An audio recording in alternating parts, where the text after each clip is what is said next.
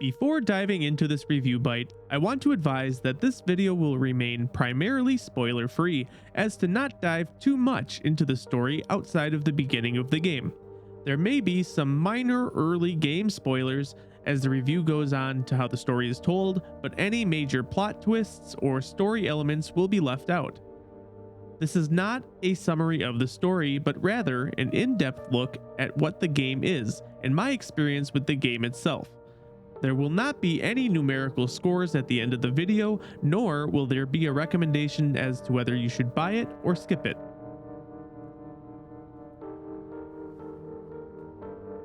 Signalis is a survival horror game with aesthetics reminiscent of similar style PlayStation 1 games like Resident Evil and Silent Hill, but in a future dystopian setting. It melds third-person shooter elements from a top-down 2.5D perspective that includes both puzzle and combat elements. Signalis was developed by a two-person German studio called Rose Engine, beginning development back in 2014, where they had help from external artists for the game's soundtrack. The game was published by Humble Games and was met critically well among multiple platforms.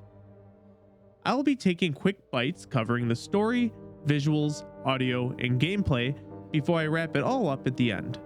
Please feel free to let me know in the comments your thoughts and opinions as you listen along. Signalis takes place in an unknown star system under the rule of the nation of Yuzan, which remains at war with a larger empire that it has deviated away from.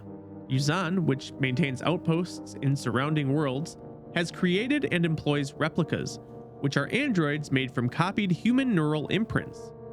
They are employed by human commanders called Gestalts, who use the replicas for both military purposes as well as the majority of its labor force. The game begins with your ship, the Penrose 512, already crashed down on an unknown planet. You, an LSTR type replica unit by the name of Elster, wakes up to begin searching for her partner, Ariane. This type of replica is equipped with a specialized repair logic module, or RLM, allowing you to quickly and easily repair both yourself and other important mission equipment. It seems you might have your work cut out for you though, as upon exploring the ship, you learn that it is mostly non-salvageable. Whilst exploring through the ship, you find a picture of a woman, your Gestalt partner, who is no longer on your ship. Eventually, upon leaving the ship, you emerge to an icy environment currently experiencing a blizzard. You make your way down a path to what appears to be some kind of ruin that contains an underground silo, with a spiral staircase lowering itself into the ground. Of course, with it being the only path to continue, you descend into the silo. When you reach the bottom of the silo, you find it to be empty. In the silo, however, there appears to be a small hole in the wall that you ultimately decide to crawl through. Upon emerging to the other side of the hole, you come across a small room or closet with a radio, a computer, and a so-called ancient-looking tome titled The King in Yellow that you feel is calling for you.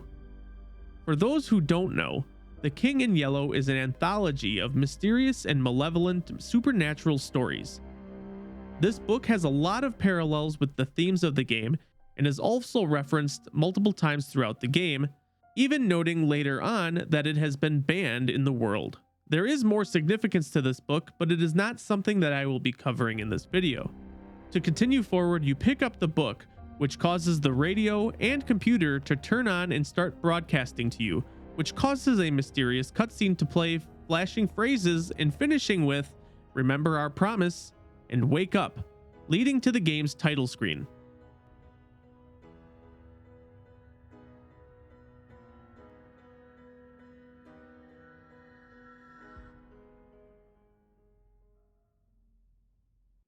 It is here you wake up after rebooting in the bathroom of a mining facility to continue your search for your Gestalt partner, Ariane. During your search, you will encounter both friendly and not so friendly replica units, as well as some Gestalt characters and other interesting characters as you progress towards your goal. Signalis takes the charms of 5th generation console games and refines them with crisp pixel art and beautifully crafted backdrops. A low poly retro futuristic design. The game has default options to help simulate a CRT screen, which I chose to leave on as it helped keep that nostalgic PlayStation 1 feel like I was playing on an old TV. That being said, if you're stingy about the visuals being photorealistic, you'll likely be disappointed. Many of the cutscenes and character designs tend to be in more of an anime manga style, and the pixel art itself is inspired and purposeful. Navigating through the labyrinths of different facilities are detailed and on brand and do a good job of immersing you in the environment. Each area has its own unique aesthetic and hits the look that the developers were definitely looking for. If there was ever a game that would make me think you were playing Silent Hill, Signalis would be it. There is a very clear inspiration from many of the enemy sounds as well as environmental and ambient music, so much so that they nearly sound identical at times. Now, some may say that the screeching sounds of some of the enemies are annoying, and that might be because of the repetitive nature of the types of enemies in the game, so there is a notable lack of variety in the enemy vocals. As for the soundtrack, you'll get a full range of somber piano tracks to trance and even heavy industrial. The entire soundtrack is heavily inspired by Akira Yamaoka, the composer for most of the Silent Hill games, but with notably less guitar. The combat is very tense and leans on a lot of classic survival action horror games with limited resources to help encourage you to look at finding alternative ways instead of heading full on into a fight. You are given some items to help in those sticky situations to help you escape from close combat, among other items. Oftentimes, enemies can return in an area you thought you may have already cleared, and using these other items to help burn the corpses are best used to permanently remove them in areas you will frequently pass through. This can cause a bit of unease as you traverse through the different areas of the game, never knowing when you might enter an area where you did not already clear them. And no, it's not feasible to permanently eliminate every enemy in the game, so that tension will never fully pass. For enemies, you can oftentimes choose fight or flight, as you can avoid most enemies by running away. That being said, if you're cornered, especially by 2 enemies, you can be dropped fairly quickly. Running right past an enemy needs some timing as well, as you can oftentimes be caught getting sliced. Sometimes the enemy AI can be pretty good. Most of the terror from this game just comes from the feeling of loneliness and the potential of enemies waking up. It does not rely on jump scares to create fear or tension. Throughout the game, you will be backtracking through the various areas to solve a variety of pretty basic puzzles. As you progress further and further into the game, these puzzles become more and more complex, as you will be working to explore and unlocking doors previously found to get keys to new areas. Nothing groundbreaking or earth-shattering, but along the way, the game does a good job of sprinkling in different journal entries, logs, and notes to help paint the bigger picture of the story. At times, it may become a little exhaustive backtracking so frequently, especially when you are limited to 6 total items in your inventory. Sometimes you'll find yourself unlocking a new area, but you don't have any free inventory slots available, so you'll end up tracking back to the safe room where you have a bin and your save point. If there was one gameplay element that might turn some people off from finishing the game, this might be it. The combat itself is very simple, managing a few different guns to use and aim at your enemies. As previously mentioned, you'll be able to use a limited use tactical item like an electric baton that can quickly, albeit temporarily, take out an enemy. Oftentimes, I found myself running away from most fights. There are a few boss fights in the game, all of which are different from one another.